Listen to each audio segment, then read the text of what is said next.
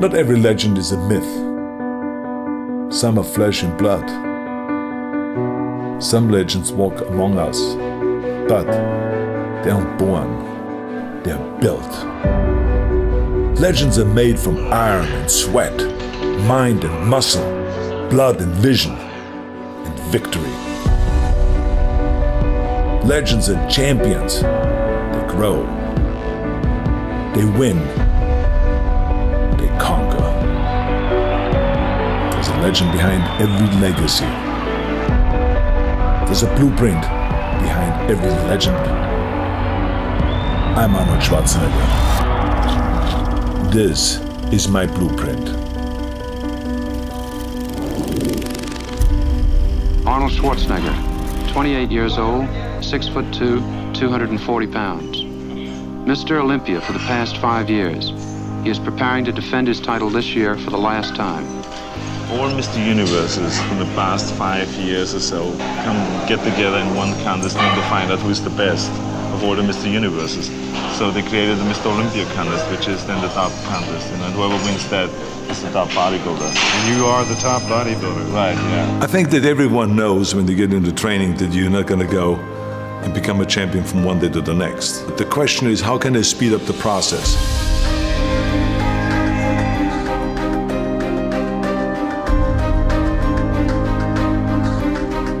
And then the important thing is that you train the proper way, which is to train the basics. That if it is the squats, if the two-arm curl, if it's the bent over rowing, if it's the clean and the press, the bench press, the incline press, the dumbbell press, all of those basic exercises. And that's what you need to do, especially the last 3 months before competition. You got to shock the muscle, and shock the muscle with different kind of training principles. Expose your weak points. You're gonna go and hit those marks, and then you move the bar higher, and you feel that with hard work, you can achieve the goals and you can become successful.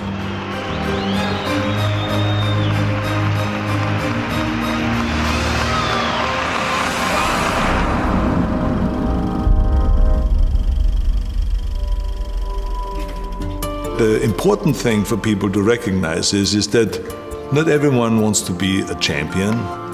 Not everyone has the desire to stand on stage, to stay up there on stage and win Mr. Universe or Mr. America, or the world's best built man and Mr. Olympia and all of those kind of titles. No, but they can apply the same principles. One thing I can tell you, there's major mistakes that are being made today in bodybuilding by not covering those basic exercises, because today when I go into gymnasium, I don't see anymore the kids learning about the cleaning and pressing, or to do the two-arm snatch and to do the upright rowing from the floor up and all of those kind of exercises that are so important to create the traps and to create the lower back. I think that the 3 exercises for chest that I have always done, the first year when I started training and the last year when I was training, is bench press, incline press in different levels. So to start low, medium and high, and then flies. I mean, to me, the flies was an exercise that gave me the full pectoral muscle development, because I went all the way out and almost hitting the ground. And I was a big believer in expanding the chest as much as possible and giving that stretch, because remember, with muscles, the important thing always is to get the stretch and to get the flex. And so to me, that going all the way out with the dumbbells as far as you can to get that stretch, and then to come in and then to have the dumbbells touch and then flex like you're doing the most muscle on top, and then going out again. Those are the kind of exercises to me that were like, you could not replace them with any machine. This was it. One of the main things, of course, in order to create size and to create muscle growth, which will sometimes the body will hit a wall. And what that basically means is that the body is saying, look, I know all your tricks. I know you're gonna start first with bench press. And then I know you're gonna walk over to the chin-up bar and do chin-ups. And then I know you're coming back to the bench press, and then you go to the chin-up bar and come back to bench press. I know that routine. I know exactly everything you do, and I am prepared for that. So you have to go and use the shocking principle. If the body and if this chest knows that I'm going to start with 135 and then I go to 225 and do 275, I'm going to go and start now with 315. And I'm going to do 20 reps with 315. And then I'm going to go and have the guys pull off plates. And then I have 225 left. And then I'm going to do another 10 reps. And then I'm going to have them take off another 45-pound plate, and then I have 135 left. And then I'm going to go to do another 10 reps. Or maybe if I can, do 15 or 20 reps. And let's see if the pectoral muscle is used to that.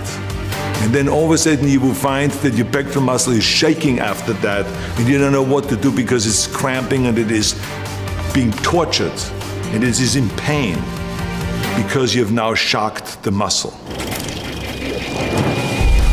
Bend over rowing with a barbell and the T-bar rowing. I mean, any kind of a rowing exercise that gives you the thickness.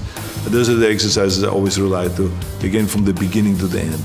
There's a lot of bodybuilders that have a kind of a deficiency when it comes to the lower back and to the striation of the lower back, which you only get from stiff-legged deadlifts and from regular deadlift and from bent over rowing and all the stuff without supporting your chest. You got to let your body free and let the lower back hold you up while you're doing the bent over rowing. And we did like off the bench, balancing on the bench up to 315 pounds bent over rowing, because that's what gave you then that strength in the back and gave you the thickness of the back. Because remember, when you train the back, you need the width and you need the thickness. But you need the thickness on the lower part of the back, you need the thickness on the top of the back and the outer back and then the center back. So you got to train and find exercises for all of those different things.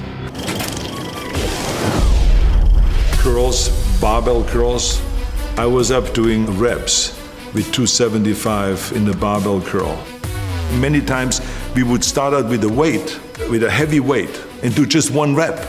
Then have them pull off plates on the curl, but just enough that they cannot do 2 reps. Then pull off plates and do 3 reps. Then pull off more plates and do 4 reps after that. And so this is how I would go up until, without ever putting the bar down, to really let the bicep know, you don't know what's coming.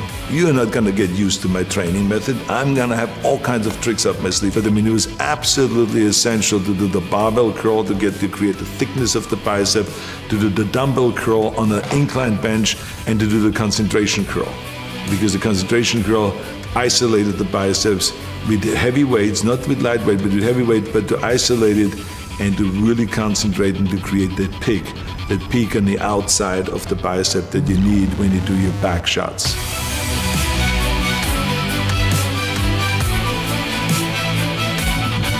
The tricep was narrow bench press, a lot of narrow bench press in the early days, then triceps extensions down, and then overhead tricep extension with one arm and with both arms. And then also tricep extension onto a bar, where you let the body, the head go onto a bar and press out in order to use your own body weight. Shoulders, dumbbell presses, barbell presses in the front and in the back. I mean, we always did the rear press behind the neck kind of presses, the military presses, the dumbbell press, which is now called the Arnold press, because there was a certain way that was done in order to really create the stretch of the front delta, to come down with the elbow here, not just to here, but to come all the way down and then to rotate out and go up and to get that full flex. And then lateral raises, and especially bent over lateral raises on a bench. That is a 45-degree bench. This is a specialty that I've learned at Vince Gironda's gym. And he had this cutout on the face where you could still breathe, where you don't have to look sideways, but you can breathe. But it is 45 degrees, and to turn your wrist outward like this. And it is a fantastic rear deltoid exercise. We many times went into the gym just as one day a week, where we went to 110-pound dumbbells and we did dumbbell presses. We did 6 reps. That's all I could do, 6 reps. So we picked up the 100 and did another 6 reps. Put them down and took the 90s and did another 6 reps. And then we picked up the 80s and we went all the way down to the 40s. and barely could do 6 reps then with the 40s. But I can tell you that I did not know where to put my arm because my deltoids were screaming. They were in pain. Why? Because I shocked the muscle. Squats is, I think, the most important exercise to create thighs, big thighs. Squats, rear squats, front squats, leg extensions, lunges, stiff-legged deadlifts, or good morning exercise with stiff legs, and a lot of leg curls. Then we sometimes, in order to shock the body in the muscle, we would switch from squats to leg press, to just load up the leg press machine and do a lot of leg press and stuff like that. There will be regular ab training that we did for abs, which is just leg raises with straight legs, leg raises with bent knees, sit-ups, Roman chair sit-ups, which gives you the 500 reps, which was an absolute necessity and we all believed in, and then crunches. Everything fits together now, and all I have to do now is get my posing routine down more perfect, which is almost impossible to do, you know. It's perfect already. Oh yeah, it's down to a point. Wait when you see it. I think the important thing is that you always go all out on every set and that you really, don't save yourself for the next set, because that's another big mistake that a lot of people make. They say, okay, I'm gonna do 20 sets, so I better take it easy on the 3rd and 4th set and then the 5th set and then the 10th set because I still have 10 sets to go. But that's the wrong approach. Each set ought to be going all out. Well, I think the most important thing is that you eat the right way and that you get in the amount of protein that your body needs. And there's always, of course, a debate, how much protein does the body need? I always lived off the formula that for every pound of body weight, I want to get 1 gram of protein. The challenge, of course, is that how do you get this 250 grams into the body and have the body take it all in rather than just letting it go through. I felt like that for me, it worked best when I had 5 meals a day. There's some people that can work with 3 meals. For me, 5 meals was the answer. And the reason is because I never was a big eater. I always felt comfortable with a regular sized steak. If you give me a 10-ounce steak, even in my heyday, I was happy. And to have a little bit of vegetables, so to have some sliced tomatoes on it and then some salad or something like that, I'm fine. In the morning, if you gave me just 3 scrambled eggs with a little bit of bacon and or sausage with some cut in tomatoes and onions, I was fine with that. The only thing is that 2 hours later, after that breakfast, I was hungry. And so when I was sitting there at Santa Monica City College, or I was on a workplace doing construction work, or wherever I was, I would pull out of my bag a little plastic container that had a cup on it that you usually use at the bar to mix things at the bar. And I would have my milk in there, and I would have my protein powder in there and everything like this, and I would just close it up and then put it in my bag. And then I would be sitting in the classroom and I would just pull it out, shake it up like that. Everyone would be looking kind of, what the hell is he doing now? And I would be shaking my protein, then just like a bartender doing all the little tricks, and then I would drink it, close it up and put it away. And that to me was the additional kind of 30 grams of protein that I needed at that time. And then I would be, an hour later going to the gym, and I would be working out for 2.5 hours, and then we would go for lunch, and there would be a late lunch, and then I would have again a regular steak, and then 2 hours later after that, I would have another one of those protein drinks. So I would have 2 times a day protein drinks. That in order to get the 250 grams of protein, because as I said, it is absolutely essential that we have enough protein so that you can really experience the muscle growth. But we have to recognize that we will not get all of the nutrients, the vitamins, the minerals, and the proteins, and all the stuff that the body needs just with regular meals. This is why we have supplements, and that's why they are called supplements, because we are supplementing because we don't get enough from regular meals, no matter how healthy and how good you eat. All 3 contestants, Lou Ferrigno, Serge Nubret, and Arnold Schwarzenegger, for a pose down for the final decision for the judges. So now I've built a certain amount of mass during the year, and I've worked now on certain weak points throughout the year. And now with the combination of the diet and of higher repetitions and more exercises and more sets, take that mass and chisel it down and work on the details. And that's why I call the period before competition the most exciting period, because that's where you really have to concentrate, pay a close attention to it every day, look at yourself in the mirror in an honest way, and expose your weak points. That motivates you then. That's what makes you train harder.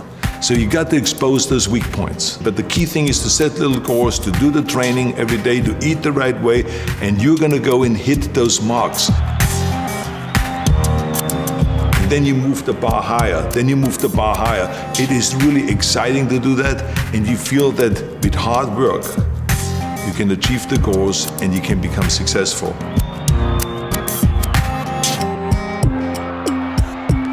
The training principles and the nutrition principles and the kind of protein that you need and vitamins you need and minerals you need and all of this kind of supplements, it all still stays exactly the same. That is the important thing.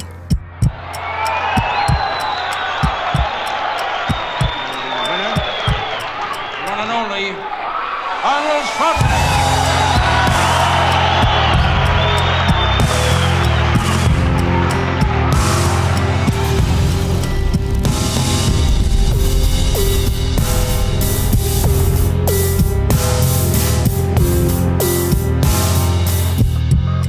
Bodybuilding has been a beautiful experience for me, and I will continue it for the rest of my life.